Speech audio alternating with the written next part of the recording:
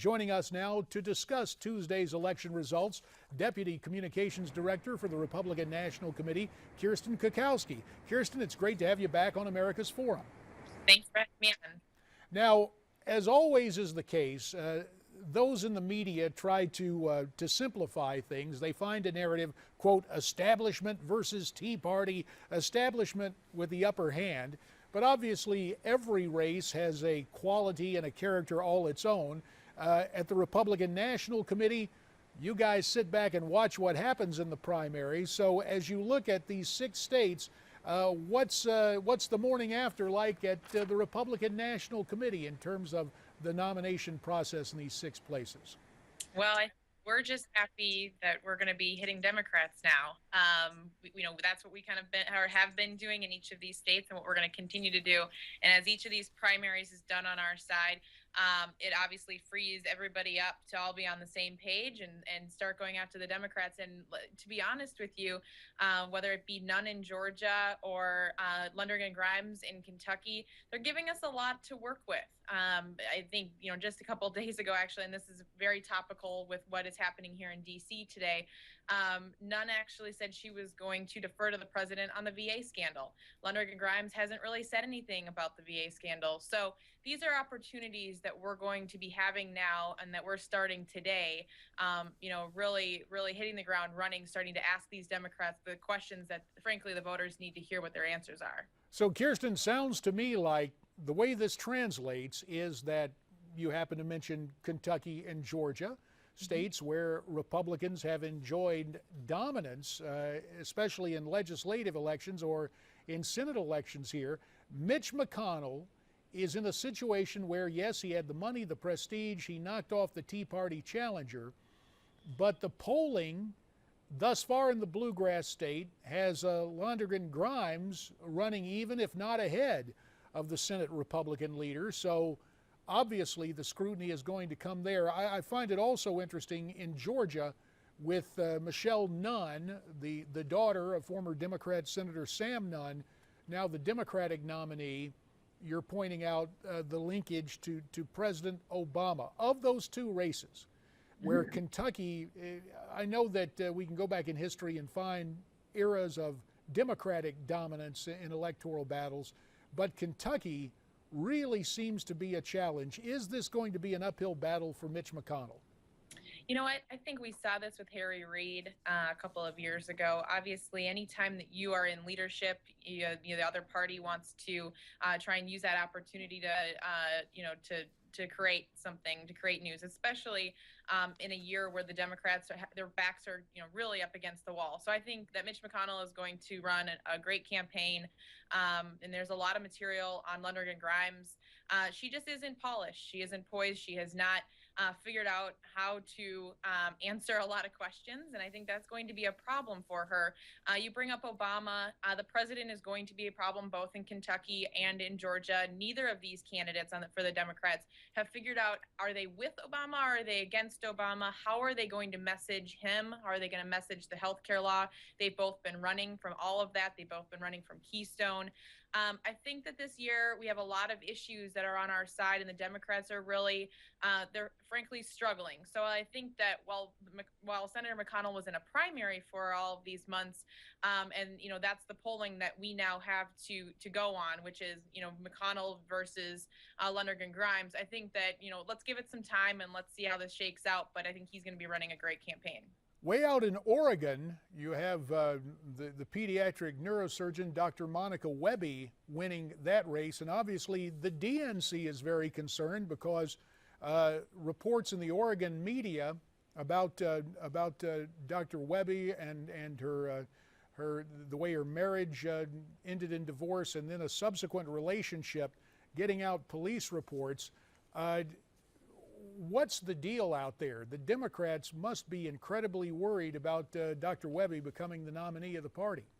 They're very, very concerned. Anytime we can add another state onto the map like Oregon, we're sitting very, very nicely. And every time the Democrats have to spend money or time or any kind of resources on Monica Webby, makes it a lot easier for us in states like Arkansas, states like North Carolina, where the Democrats are also in trouble. So whether it be Georgia, where now the Democrats are going to be spending money on none, or whether it be in Oregon, where they're going to be spending money, obviously trying to hold that seat. I think the moral of the story here is the map is very large for us. We have a lot of opportunities. The Democrats are defending a lot of ground here, and we feel pretty good about that, about the environment, but also the issues that we have on our side right now. One more Senate race, and then we'll turn to the House, and that's in Arkansas, where the incumbent Democratic Senator Pryor, in head-to-head polling, still holds about a 10-point lead over Tom Cotton. Cotton, a first-term Republican congressman, a war veteran, and despite what many of us thought would be the ultimate in verbal miscues from Senator Pryor, talking about entitlement. Mindful of the fact that his dad preceded him in the U.S. Senate, who's really entitled or has a sense of entitlement, that's failed to translate. What happens now that Tom Cotton is the official nominee of the Republican Party in the Razorback state? How do resources rally to see him move to the Senate and unseat Senator Pryor? Well, I think it's pretty clear by the way that the Democrats are acting that they believe very strongly that Senator Pryor is in much more danger than the polling right now shows. I think that the senator is going to have to do a lot of work, and he's going to be in a tough spot on a lot of issues, mainly Obamacare, a lot of energy issues down there. And so, I think that give it some time. It's still early. We're hitting the ground running. We've been in Arkansas for, many months now, and we're going to keep talking to voters and getting out there. Senator Pryor does have that institutional name ID going for him, and that's something we're going to battle. But it's going to be a close race. Tom Cotton is a great candidate, and I think we feel pretty good about how all of our chances across the board, but especially in Arkansas, in Louisiana, in North Carolina, in Alaska, where we need to pick up a few of those seats. And let's turn now to the House of Representatives, my old stomping grounds. The primary in Pennsylvania last night on the Democrat side, I guess we wanted to subtitle it, it would be In-Laws and the Midterms. Marjorie Margolis, who went to Congress as Marjorie Margolis Mezvinsky, had the full backing of the Clinton political machine in her Pennsylvania House race, but it did not work out for her in the race for the Democrat nomination. So instead of going back to Congress, I guess she can concentrate on the pending delivery of her grandchild. Very true. It was not a very good evening last night for the Clintons. This was actually the only political fundraiser that Hillary Clinton has actually done in 2014 for any 2014 candidate thus far. And I think that says a lot. I think it says a lot about the vulnerabilities that the Clintons have. And about the political environment right now, and it was not a close election, and she definitely did have the support of both Bill and Hillary Clinton and their money. Cycling back to the status of the Republican Party and the relationship with what we've come to call the Tea Party, the populist conservative movement.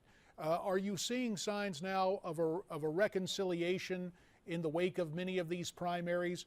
We've got about a minute and a half left. What's your take on what is transpiring across the country post-primary for the Republican Party? Well, I think that we're all, looking at my clips coming to my inbox last night, it looks like people are getting on board with, who our Republican primary voters have elected in these states. And I think that's a really good sign. And I think we're all going to be one big team. I think that it's good that we're having these conversations right now. We're going to continue here at the RNC to do what we can on the ground to bring all of these Republican voters, all conservative voters, out, and so that we're making sure that we have high turnout in November, and that's the most important thing. And I think that we feel pretty good about the signs that we've been seeing after each of these primary nights lately. Kirsten Kukowski, we thank you so very much for your time and your take from the Republican National Committee on this Super Tuesday in the midterms. We look forward to visiting with you again. Thank you so much. Have a good afternoon. Yes, indeed. Now, the question for you, do you believe there's going to be this Republican reconciliation? Will that in fact happen? And will it be another good midterm election for the GOP? We'd love to have your input on it, and here's the way you get in touch with us.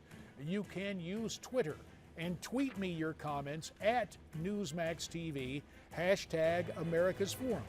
There's also email. I won't call it old-fashioned, but it's been around a while. Our address, connect@newsmaxtv.com, or you can bring us face-to-face with your perspective at facebook.com/Newsmax. And we're coming right back on America's Forum.